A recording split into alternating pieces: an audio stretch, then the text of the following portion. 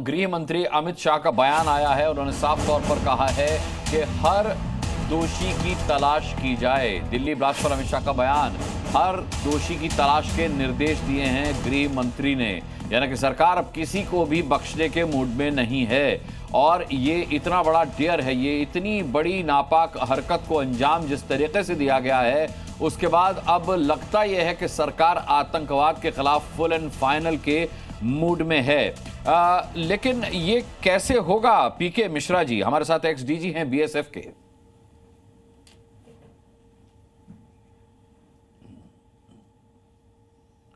पीके जी से संपर्क शायद नहीं हो पाए। एके जैन साहब हमारे साथ हैं, x DGP Uttar Pradesh police के। सर, सवाल यह है कि कहा यह जाता था जैन साहब कि अपराध होने से पहले पुलिस पता नहीं लगा सकती, लेकिन कमाल की बात है कि जिस तरीके की गिरफ्तारियां फरीदाबाद से हुई, गुजरात से हुई, कश्मीर से हुई, और जिस तरीके का मॉड्यूल पकड़ा गया, डॉक्टर्स पकड़े गए, उनके पास से विस्फोटक और हथियार और इलेक्ट्रॉनिक डिवाइसेस पकड़े गए, ये अपराध को अंजाम देने से पहले ही सारी धरपकड़ हुई है। तो एक तो शाबाशी देनी होगी हमारी सुरक्षा एजेंसियों को, पुलिस को, लेकिन फिर भी मैं आपसे कहूंगा कि ये डॉक्टर्स पर शक कोई कैसे करेगा? अब तो डॉक्टर्स आतंकवाद को अंजाम दे रहे हैं। देखिए, मैं इसमें बिल्कुल भी हैरान नहीं हूं। डॉक्टर्स हों चाहे इंजीनियर्स हों, इसमें बहुत पढ़े लिखे लोग इसमें इन गतिविधियों में सम्मिलित हैं। वो डिटेल्स में नहीं जाना चाहूंगा कि मदरसे में इंडोक्ट्रिनेशन होता है या मस्जिदों में होता है, या इनके बहुत से लोग हैं जो इनको गुमराह कर देते हैं यंग एज से। आप ये देखिए कि इस ऑपरेशन की सबसे खास बात यह है, मैं हमेशा से इस पे एम्फेसाइज करता रहा हूं कि जो सिविल पुलिस की ग्राउंड लेवल फंक्शनिंग है वो हमारी इंप्रूव होनी चाहिए। जो एसएचओ था वहां का, श्रीनगर का के आउटस्कर्ट्स का, उसने वो पोस्टर्स लगाने वाले को ट्रेस किया सीसीटीवीज देखकर, और वहां से आदिल की धरपकड़ हुई, और उसके बाद से ये पूरा का पूरा नेक्सस खुला। ये बहुत बहुत एक अच्छा एक पुलिस का एक ऑपरेशन है, और मैं समझता हूं कि इसमें जिसकी जितनी तारीफ की जाए उतनी कम है। अगर ये फरीदाबाद में सब रिकवरीज ना हुई होती, रेड्स ना हुई होती, धरपकड़ ना हुई होती, तो मैं इसकी कल्पना भी नहीं कर सकता कि कौन सी बड़ी घटनाएं ये करने की तैयारी कर रहे थे। ये जो ब्लास्ट हुआ है, ये एक्सीडेंटल है या फिदाइन हमला है, ये कुछ समय में क्लियर होगा। इसको क्लियर करना आवश्यक है, क्योंकि अगर ये फिदाइन हमला है तो पुलिस को और सिक्योरिटी एजेंसीज को अपनी स्ट्रेटजी को बदलना होगा और उसी हिसाब से तैयारी करनी होगी। और अगर ये एक्सीडेंटल है और ये वहां से एक्सप्लोसिव मटेरियल लेकर निकला था फरीदाबाद से और उसको कहीं शिफ्ट करना चाह रहा था, तो वो भी कहाँ लोकेशन है, क्या है, अभी बहुत अर्ली स्टेजेस हैं। मैं समझता हूँ अगले आने वाले कुछ दिनों में बहुत से अपडेट इसमें आएंगे। बहुत से स्टेट्स में ये ऑपरेशन चलेगा और चलना चाहिए। बिल्कुल नेशनल सिक्योरिटी के लिए बहुत बड़ा थ्रेट है। और इसमें जो भी निकल के नाम आते हैं, चाहे वो मोबाइल फोन से आते हैं, डिजिटल प्रिंट से आते हैं, उन सबको ट्रेस किया जाना चाहिए और इसमें कोई बचना नहीं चाहिए।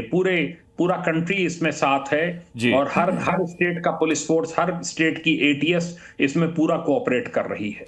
किसी को बचना नहीं चाहिए, किसी को बख्शा नहीं जाना चाहिए। एमएस बिट्टा साहब हमारे साथ जुड़ गए। एमएस बिट्टा साहब, खून खोल रहा है, आपका भी खोल रहा है, मेरा भी खोल रहा है, पूरे देश का खोल रहा है, यहाँ जितने हमारे पैनलिस्ट हैं सबका खून खोल रहा है, और सबकी अब एक ही जुबान में यही मांगे कि अब टेररिज्म का, अब आतंकवाद का फुल एंड फाइनल करने का वक्त आ गया है।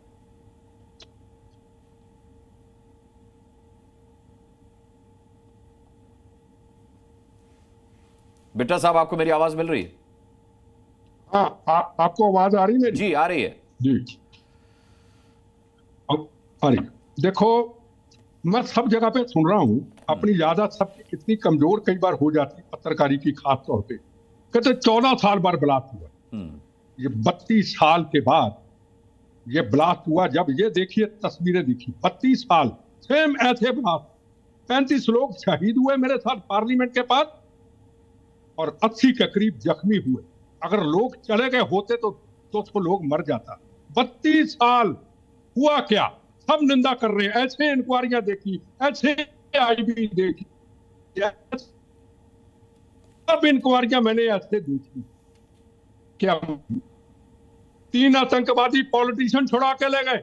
होना क्या आगे? हम उसकी तरफ चले, सब निंदा करेंगे अपनी अपनी। मैं वो करूंगा जो होगा आखिर में 5 साल के बाद। कौन वकील पेश होता है, प्रोफेसर दविंदर पाल भुल्लर मास्टरमाइंड दिल्ली में बलात्कार, कपिल सिब्बल साहब, एक टाइम की पेशी की फीस 15-20 लाख। फिर कौन क्या बनाते? Law minister. फिर कौन पेश होता है? तुलसी। फिर उसको क्या बनाते हैं? राज्यसभा। फिर कौन पेश? मुक्कल रत्तों की अभी भी पेश होते हैं। कितनी फीस एक टाइम की? 25 लाख। मैं कहां से दे दूंगा जी? जो विक्टिम अभी दिल्ली में लाल किला में है, ये कहां से केस लड़ेंगे? क्या सरकारें सजा दिलाएंगी? सुप्रीम कोर्ट सजा देगा, फांसी की सजा होगी। फिर क्या कसाब की तरह, अफजल की तरह ये रात को कोर्ट खुलवाएंगे? अभी काम गर्म है, हम सब बोलेंगे, पर होगा क्या? मैं गवाह हूं। एक आतंकवादी तिहाड़ जेल में, दिल्ली ब्लास्ट का मास्टरमाइंड भुल्लर। अब उसको दिल्ली सरकार के ऊपर कई खालिस्तानी संगठन, कई दिल्ली के सिख समाज के लीडर कहते अब इसको छोड़ दो। 3 छूट गए, इसको भी छोड़ दो। मिला क्या मुझे? क्या मिला? 32 साल में क्या मिलेगा इंसाफ? ये जो लोग चले गए, सरकार करेगी, मुझे यकीन है सरकार करेगी। होम मिनिस्टर लड़ेंगे, प्राइम मिनिस्टर लड़ेंगे, पर अगर कपिल सिब्बल जैसे लोग, मुकुल रत्तोगी जैसे लोग, के तुलसी जैसे लोग, मैं बच के बोनस की जिंदगी में गवाह हूं, अगर पेश होंगे तो फिर क्या करेंगे? मेरी तरह वो भी रुल जाएंगे। मैं तो कुछ कर लिया। मैं तो सवाल अगली बात करें, ये मामला गर्म है। अगर कह रहे 5 साल के बाद क्या वोट बैंक की राजनीति होगी? जैसे इन्होंने अफजल को छुड़ाने के लिए कह दिया था कि अफजल को परिवारों के साथ मिलकर कोई राजनीतिक दल नहीं, अब्दुल कलाम को मेडल लुटाया था। अफजल को फांसी दे दोगे, मेडल दे देना। मेडल छोड़ के अब्दुल कलाम साहब जा रहे हैं, फांसी दिलवाई, फिर मेडल वापस लिए। बहुत कड़वी बात और सटीक बात कह रहे हैं मिस्टर बिट्टा साहब, आप बहुत कड़वी बात कह रहे हैं। आप डेर चाहिए इस बात को कहने के लिए। मैं आपके हौसले की दाद देता हूं। जिस तरीके से आपने आतंकवाद को पालने पोसने वालों को एक्सपोज किया है, हम जानते सब है, लेकिन कह कोई नहीं पाता। आपने कहा, इसके लिए आप बधाई के पात्र हैं।